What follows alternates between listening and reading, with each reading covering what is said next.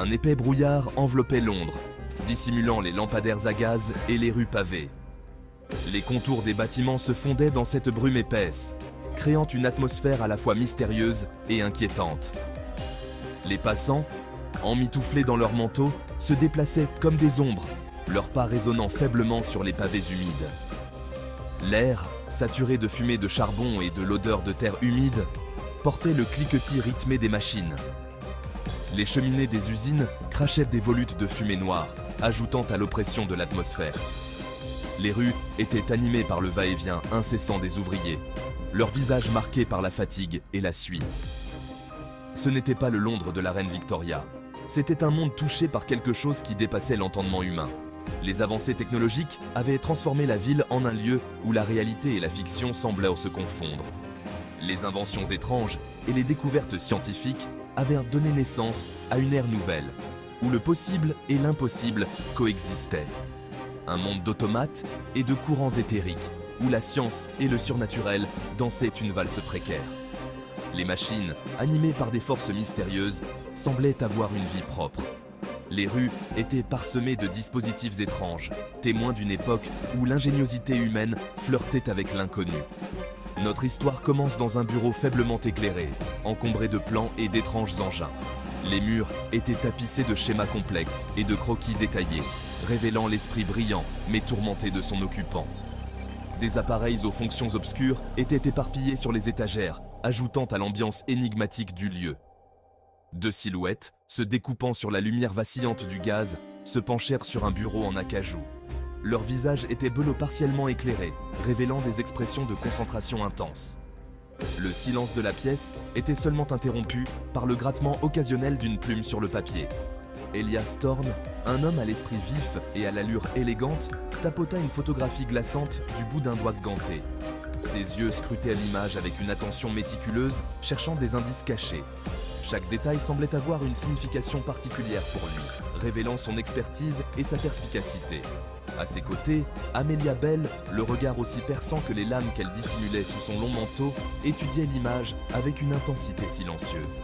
Son esprit analytique travaillait sans relâche, déchiffrant les mystères que la photographie pouvait contenir. Ensemble, ils formaient un duo redoutable, prêt à affronter les énigmes les plus obscures de ce Londres brumeux. La photographie représentait un homme, blême et sans vie, affalé sur les engrenages complexes de sa propre invention. Sa poitrine, ouverte avec une efficacité brutale, révélait une cavité où aurait dû se trouver son cœur. À sa place, se trouvait une merveille de laiton et d'argent. Un cœur mécanique, ses délicats rouages figés à mi-course. Ce n'était pas un meurtre ordinaire. Un cœur mécanique, ingénieux et pourtant blasphématoire. Il suivit du doigt le contour de l'appareil sur la photographie, le front plissé par la réflexion. Remplacer le siège de l'âme par des engrenages et des ressorts. Quelqu'un a cru pouvoir tromper la mort. Leur enquête les conduisit à travers les ruelles labyrinthiques du quartier industriel de Londres. Un royaume de cheminées imposantes et d'ateliers résonnants. Les bruits des machines résonnaient comme des murmures métalliques, créant une atmosphère à la fois fascinante et inquiétante.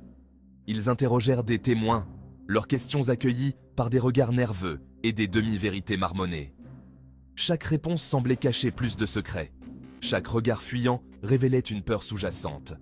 Les ruelles sombres de Londres semblaient elles-mêmes garder des secrets, chuchotant des histoires de mystères non résolus. La victime, un inventeur brillant mais solitaire, était obsédé par l'idée de transcender les limites de la vie elle-même. Son atelier, rempli de plans et d'outils, était le reflet de son esprit tourmenté. Il passait des nuits entières à travailler, cherchant désespérément à percer les mystères de l'existence. Elias, maître de la déduction doté d'une capacité presque surnaturelle à déchiffrer les indices les plus subtils, découvrit un compartiment secret dans l'atelier de la victime. Ce compartiment, habilement dissimulé, contenait des indices cruciaux qui pourraient éclaircir les circonstances mystérieuses de la mort de l'inventeur. À l'intérieur, au milieu d'un fouillis de notes et de schémas, se trouvait un journal relié de cuir. Ce journal, usé par le temps, semblait contenir les pensées les plus profondes et les secrets les plus sombres de l'inventeur. Ces pages, remplies de gribouillis frénétiques et de symboles cryptiques, laissaient entrevoir un aspect plus sombre du travail de l'inventeur, un pacte interdit avec des forces occultes. Les symboles, étranges et inquiétants, semblaient raconter une histoire de désespoir et de quête de pouvoir. Une quête qui avait peut-être coûté la vie à l'inventeur. Alors que la nuit tombait, enveloppant la ville d'une obscurité presque palpable, les rues de Londres semblaient se transformer en un labyrinthe de mystères et de secrets. Elias et Amelia, deux enquêteurs intrépides, se retrouvèrent attirés par un entrepôt désert à la périphérie de la ville. Cet endroit, autrefois animé par le bruit des machines, était maintenant silencieux et inquiétant. Armés d'armes conventionnelles et d'une collection d'artefacts occultes, ils pénétrèrent prudemment dans le bâtiment, laissant en alerte. Chaque pas résonnait dans l'obscurité, amplifiant leur appréhension. L'air à l'intérieur était lourd, chargé du bourdonnement d'énergies invisibles. Des particules de poussière dansaient dans les rayons de lumière, ajoutant à l'atmosphère oppressante. Au centre de l'entrepôt, baigné par la lueur sinistre d'une seule lampe à gaz, ils trouvèrent un cercle inscrit sur le sol, son périmètre marqué par des engrenages de différentes tailles.